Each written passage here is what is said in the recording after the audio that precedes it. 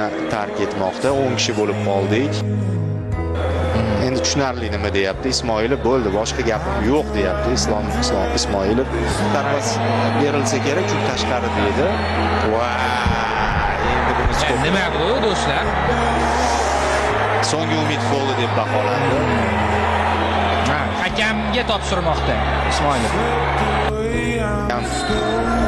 Penalti! Shamariz. Zarba! Gol! Bir gol O'zbekiston oldinda. Urgan Saudiya Hasanov o'tdi. O'tdi, ichkariga kirdi. Yo'q, kirdi. Darvozalash.